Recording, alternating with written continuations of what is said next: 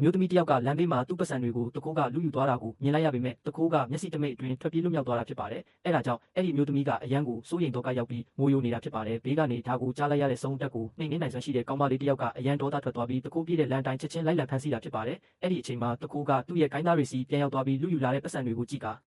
ပျော်ပါနေတာဖြစ်ပါတယ်။ဒါပေမဲ့နောက်တစ်စက္ကန့်မှတင်ကောင်မလေးတို့ကဒေါသတကြီးနဲ့တကားကိုဖုံးကနေကန်ဖွင့်လိုက်တာဖြစ်ပါတယ်။သူမကလူမိုက်တွေကိုပတ်စံတွေအခုချက်ချင်းပြန်ပေးဖို့အမိန့်ပေးလိုက်တာဖြစ်ပါတယ်။လူမိုက်တွေကတော့ကောင်မလေးတယောက်တည်းမို့လို့အထင်သေးပြီးရင်မောနေကြပေမဲ့နောက်တစ်စက္ကန့်မှတင်ကောင်မလေးကလူမိုက်အားလုံးကိုကြမ်းပြင်ပေါ်လဲကျသွားအောင်အေးဆေးလေးနှိမ်နှင်းပစ်လိုက်တာဖြစ်ပါတယ်။သူမကလူမိုက်တွေကိုနောက်ဘယ်တော့မှမကောင်းတာမလုပ်ဖို့တတိပေးပြီးဒေါ်လာ3သိန်းကိုပြန်သိမ်းယူလိုက်တာဖြစ်ပါတယ်။ပြီးတော့လူမိုက်ကောင်းဆောင်ရဲ့မြင့်တက်နေတဲ့မျက်လုံးတွေအရှိမှတင်လက်ဖြောက်တစ်ချက်တီးပြီးထွက်ခွာသွားတာဖြစ်ပါတယ်။အဲ့ဒီနောက်လမ်းပေါ်ပြန်ရောက်တဲ့အခါအဲ့ဒီမျိုးသမီးကသမီးဖြစ်သူရဲ့စေကူတာစေးအတွက်ခက်ခက်ခဲခဲစူဆောင်းထားရတဲ့ပတ်စံတွေပြန်ရလို့ဝမ်းသာမြေကြီးကျနေတာဖြစ်ပါတယ်။ဒါပေမဲ့ဒီပတ်စံကစေကူတာစေးအတွက်လုံးဝ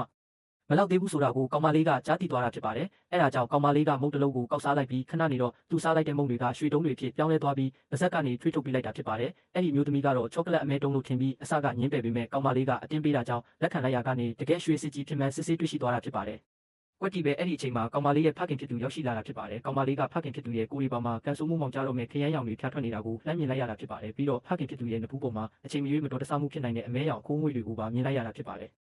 အဲဒါကြောင့်ကောင်မလေးကအရန်ပြရာခတ်သွားပြီးဖခင်ဖြစ်သူကိုဘေးနားတွန်းထုတ်ပစ်လိုက်တာဖြစ်ပါတယ်။အဲ့ဒီနောက်ဘာအန်ရလာမလဲဆိုတာကိုအတိအကျမသိသေးတဲ့အတွက်ဖခင်ဖြစ်သူကိုသမီးပိုက်စားရဲဆိုပြီးအကြောင်းပြချက်နဲ့လူကင်းမဲ့တဲ့စိန်ခံစားတောက်ဆိုင်ကိုအတင်းခေါ်သွားတာဖြစ်ပါတယ်။အဲ့ဒီလိုသွားနေတော့မှပဲအချိန်ပြင်းပြင်းနဲ့မောင်းလာတဲ့ကားတစ်စီးကသူတို့စီပြေးဝင်လာတာဖြစ်ပါတယ်။သမီးဖြစ်သူကရှေ့ကနေကာကွယ်ပြီးကားကိုသူ့ရဲ့အစွမ်းနဲ့လှမ်းထားလိုက်တာကြောင့်ဒါဟာခုနကမြင်လိုက်ရတဲ့ဘေးအန်ရဲ့နမိတ်မှန်သိသွားရတာဖြစ်ပါတယ်။